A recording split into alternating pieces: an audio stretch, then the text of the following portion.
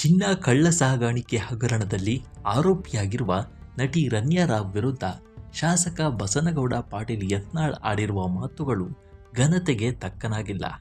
ಒಂದು ವೇಳೆ ಅವರು ಕ್ಷಮೆ ಯಾಚಿಸಿದರೂ ಅವರ ಮಾತುಗಳನ್ನು ಅಳಿಸಿ ಹಾಕಲು ಸಾಧ್ಯವಿಲ್ಲ ಅಂತ ಕರ್ನಾಟಕ ಹೈಕೋರ್ಟ್ ಹೇಳಿದೆ.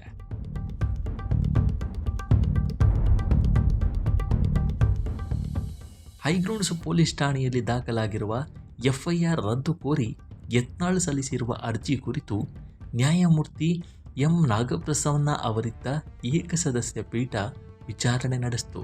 ರನ್ಯಾ ರಾವ್ ಪರ ವಕೀಲ ವೈ.ಎಲ್. ಮಹೇಶ್, ಯತ್ನಾಳ್ ಆಡಿರುವ ಮಾತುಗಳಲ್ಲಿನ ಆಕ್ಷೇಪಾರ್ಹ ಪದಕ್ಕೆ ಬೇರೇನಾದರೂ ಅರ್ಥ ಇದೆ ಎಂದಾಗಿದ್ದರೆ ಅದನ್ನು ನಂಬಬಹುದಿತ್ತು.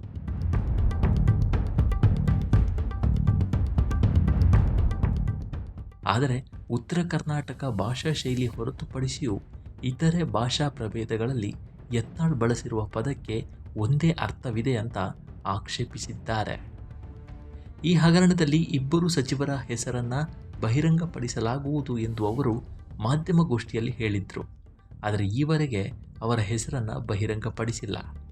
ರಾಜಕೀಯ ಪ್ರತೀಕಾರ ತೀರಿಸಿಕೊಳ್ಳುವ ಪರದಲ್ಲಿ ರನ್ಯಾ ಬಗ್ಗೆ ತೀವ್ರ ಕೆಟ್ಟದಾಗಿ ಲಘುವಾಗಿ ಮಾತನಾಡಿದ್ದಾರೆ ಅಂತ ಆಕ್ಷೇಪಿಸಿದರು.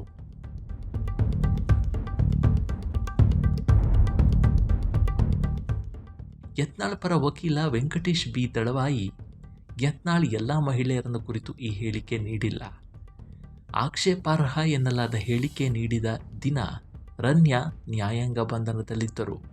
ಅರ್ಜಿದಾರರ ಹೇಳಿಕೆ ಆಕೆ ಗಮನಿಸಿರುವ ಸಾಧ್ಯತೆ ಇಲ್ಲ.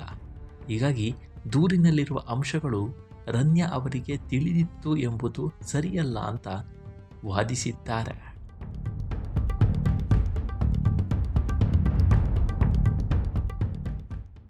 ಈ ವಾದ ಪ್ರತಿವಾದವನ್ನು ಕೇಳಿದ ನಂತರ ನ್ಯಾಯಮೂರ್ತಿಗಳು ಯತ್ನಾಳ್ ಆಡಿರುವ ಮಾತುಗಳು ಘನತೆಗೆ ತಕ್ಕುದಾಗಿಲ್ಲ, ಕ್ಷಮೆ ಕೇಳಿದರೂ ಅವರು ಹೇಳಿರುವುದನ್ನು ಅಳಿಸಿ ಹಾಕೋಕ್ಕಾಗೋದಿಲ್ಲ.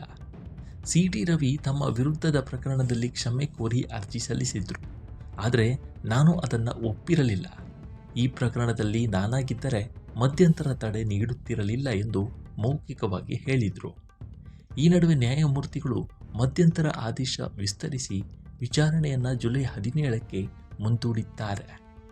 ಪ್ರಕರಣಕ್ಕೆ ಸಂಬಂಧಪಟ್ಟಂತೆ ನ್ಯಾಯಮೂರ್ತಿ ಪ್ರದೀಪ್ ಸಿಂಗ್ ಯರೂರು ಅವರಿದ್ದ ಏಕಸದಸ್ಯ ಪೀಠ 2025ರ ಏಪ್ರಿಲ್ 1ರಂದು ಮಧ್ಯಂತರ ತಡೆ ನೀಡಿ ಆದೇಶಿಸಿತ್ತು.